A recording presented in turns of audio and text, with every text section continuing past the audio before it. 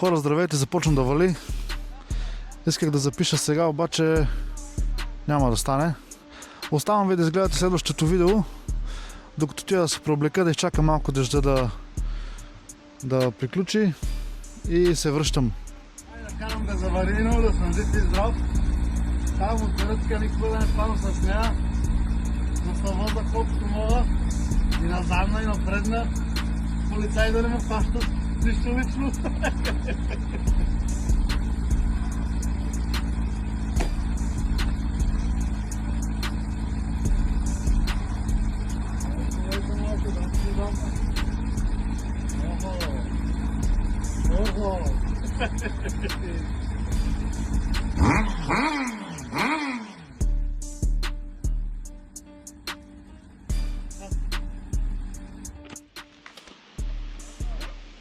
Hey bro.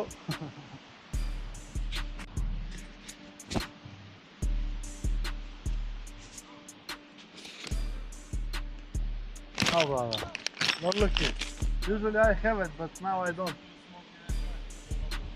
Usually I have it, but now I don't have. Welcome.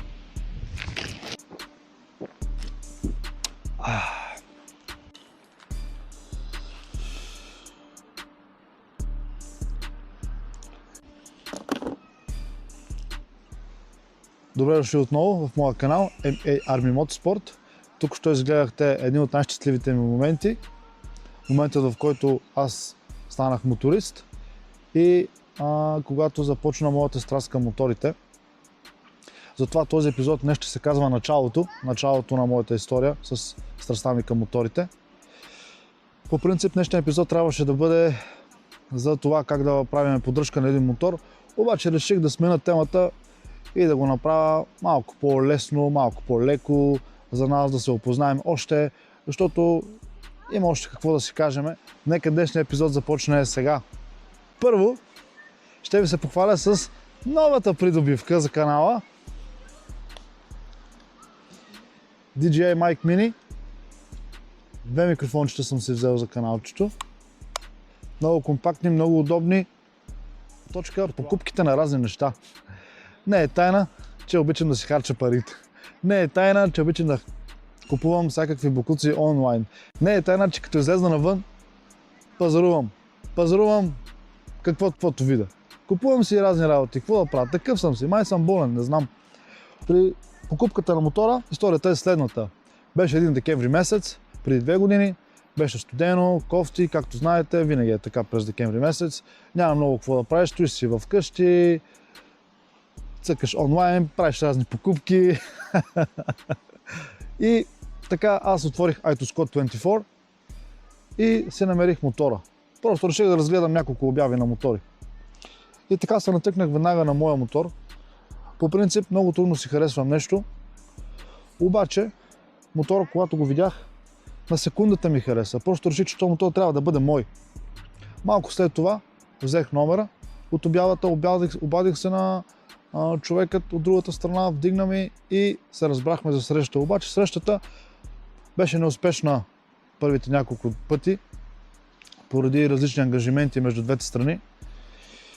И се осъществи, може би, около седмица по-късно. Следващата стъпка беше каската и трудностите.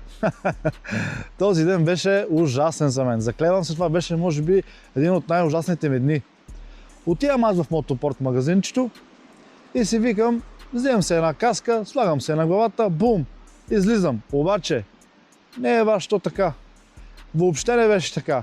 Изгубих около 3 часа и половина хора да се избера каска. Мисля, че пробвах около 65 или 75 каски в рамките на 3 часа и половина. По едно време просто слагах каска, вадех и не знаех какво се случва. Проблемите с каската беха следните. Или ще ми е тесна отстрани много, или ще ми е малка отзад, или ще ми бъде много притиснато ченето в самата каска, или ще ми убива в горната част на бузичките, или нещо няма да е както трябва. Главата ми е кръгла по принцип и много трудно влиза.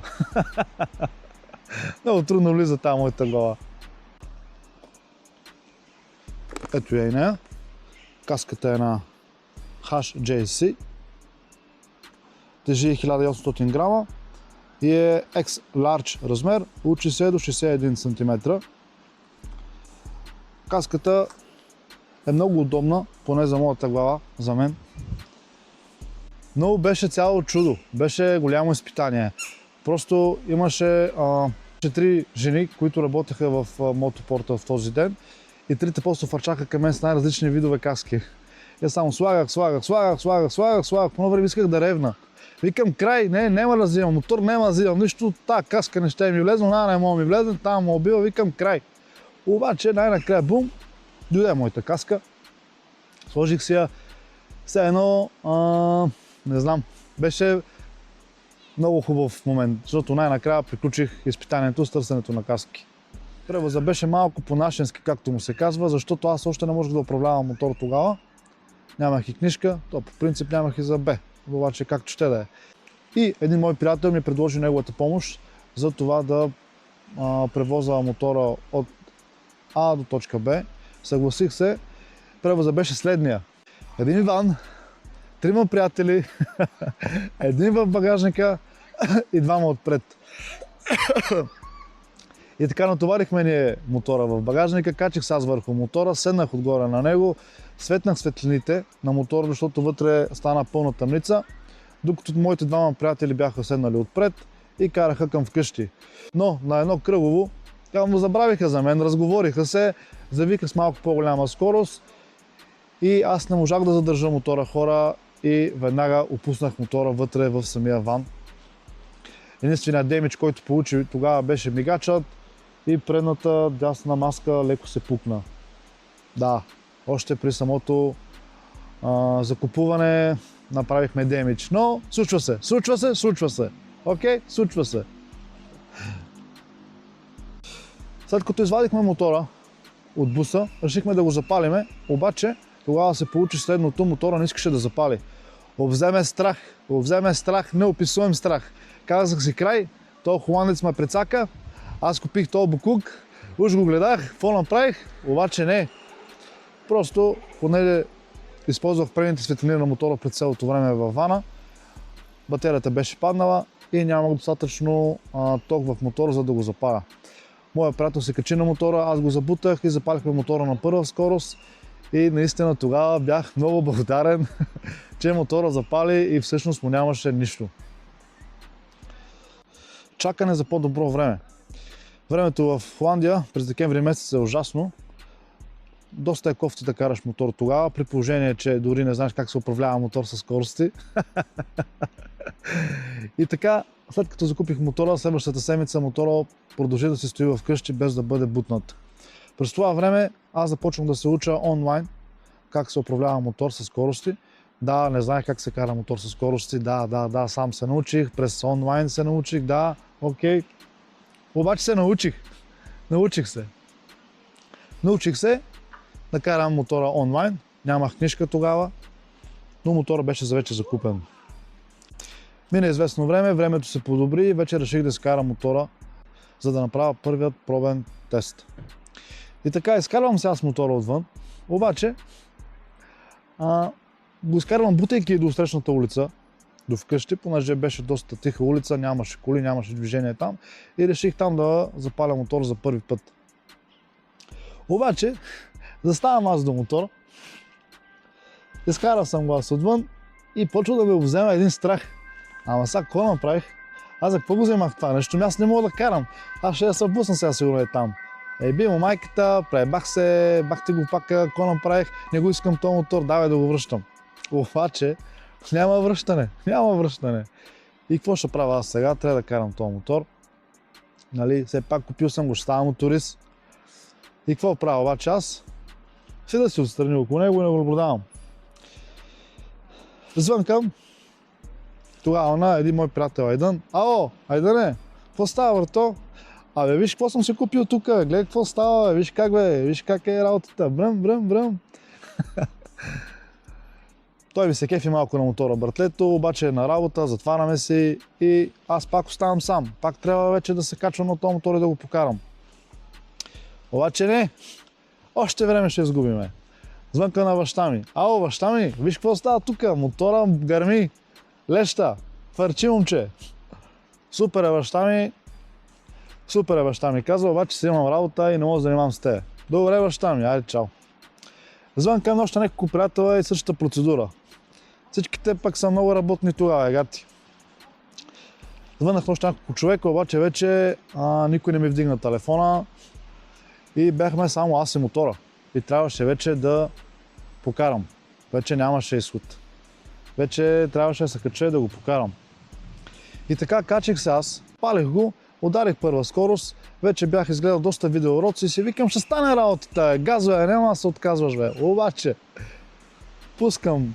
вкарвам първа, тиснал съм съединителя, тръгвам и си викам, тръгваме. Обаче, мотора гасне точно 2 сантима след като се помръдна. И така същата процедура още може би около 15 минути. Айде да тръгнеме. Айде да тръгнеме. Айде да тръгнеме. И мотора умираше всеки божи път. Имах доста голям проблем в началото. Може би първите няколко часа имах доста голям проблем с съединителя от първа скорост при тръгване, при потегляне на мотора. Защото трябва да се много чувствително трябва да се играе с съединителя на моторите. Той е доста късичък и е доста чувствителен. Не е като при колите, при моторите е доста по-различно. Трябва време да се свикне с съединителя на моторите. Но в рамките на няколко дни го свикнах и после нямах никакви проблеми. С времето аз започвам да използвам мотора си за абсолютно всякакви ежедневни неща, до магазина, до работата и също така да подобрявам моите умения при управлението. Учех доста неща онлайн вкъщи, след това ги практикувах на живо, учех, практикувах и така изкарах доста време. Около 4 месеца мисля, че беше, декември, януари, февруари, март, април. 4 месеца изкарах по самообучението си и преди това аз хора нямах свидетелство за управление, книжка. Нямах. Какво да правя? Карам си, бандито! Карам си. Какво да правя? Имах 2 коли, имах един мотор, обаче книжка няма. Докато притежавах колите, никога нямах интерес да отида да си скарам книжката. Обаче, придобих мотора, тогава наистина вече придобих желание за книжката и може би това беше момент, в който аз се нахъсах и реших да изкарам книжката. Прибрах се на България април месец, веднага отидох на МБТ концерта, беше нещо страшно. Бях на VIP, благодаря на Пламен, който ми помогна да се намеря точно там на VIP-то, на сцената. И след това отидох да изкарам книжката. Книжката ми отне доста повече време, отколкото очаквах. Отне ми около 3 месеца да изкарам Б категория и А категория. Наведнъж ги изкарах и двете. И след това се върнах, но ми остана много време да карам мотора. Сезона почти вече беше свършил, обаче го карах. Карах го докато можех. И това беше историята, хора. Ако ви е харесал епизода, моля ви, кликнете в YouTube, subscribe и камбанка. Вече се намирам и в социалните мрежи, TikTok и Instagram. Там също може да намерите епизодите на моя канал.